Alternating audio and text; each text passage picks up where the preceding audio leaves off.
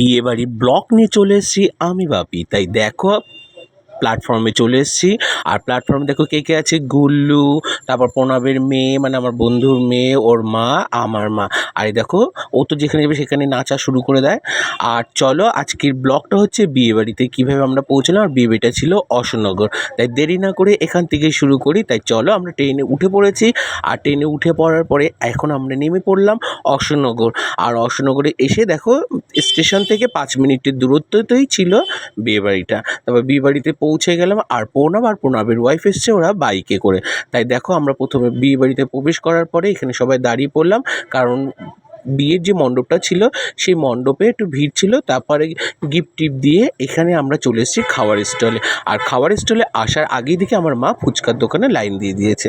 আর এখানে দেখো গুল্লু এখানে চলে এসছে খাবার স্টলে। আর প্রত্যেকটা খাবার ছিল এখানে পুরোটা নিরামিষ আয়োজন করা ছিল। আর প্রত্যেকটা খাবারই খুব সুস্বাদু হয়েছিল।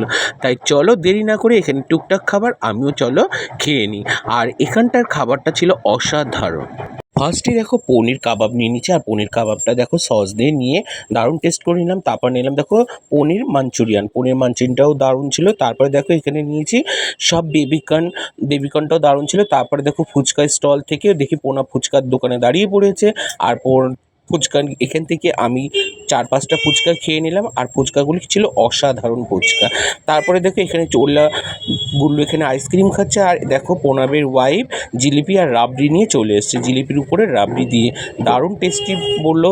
তারপর আমি এখান থেকে এক পিস তুলে একটুখানি খেয়ে দেখলাম না কড়মড়ে আছে, কারণ আমি একটু অ্যাভয়েড করে। তারপর গুল্লু আবার দেখো কাবাব খাচ্ছিল। তারপর দেখো গুল্লু আমার জন্য একটা ব্লু স্ট্রং একটা ড্রিঙ্ক নিয়ে এসেছিলো। আর ড্রিঙ্কটা খুবই সুন্দর ছিল।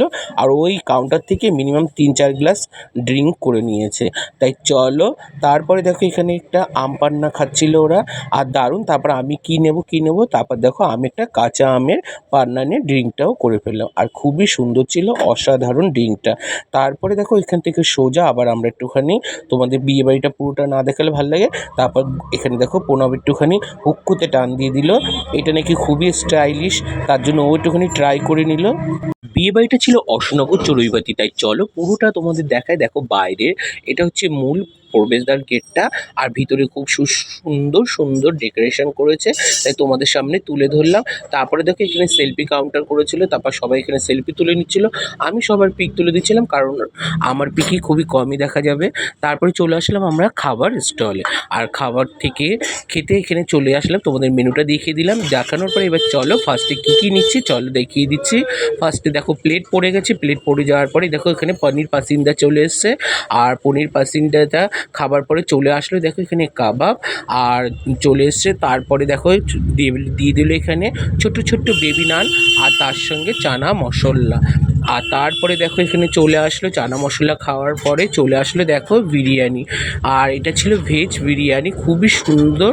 আর তার সাথে ছিল দেখো এখানে ছিল 2 রকম। এই যে দেখো এটা হচ্ছে কি বলো তো বন্ধুরা, পনির কোপ্তা। আর তারপরে দেখো পনির চাপ চলে আসলো।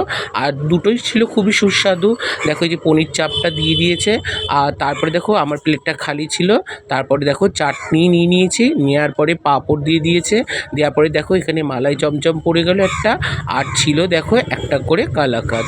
আর খুবই সুস্বাদু। আর স্টলে আইসক্রিম পান ছিল, তা আমরা ওখানে নিতে পারিনি। তারপরে দেখো সোজা স্টেশনে এসে কাকিরা পান খাচ্ছিল। তারপরে আমরা এখন ট্রেন ধরে সোজা বাড়ির দিকে গন্তব্য চলে যাব, কারণ লাস্ট ট্রেন ধরতে হবে, না পেলে আবার এখান থেকে আমাদের গাড়ি করে যেতে হবে। টাটা।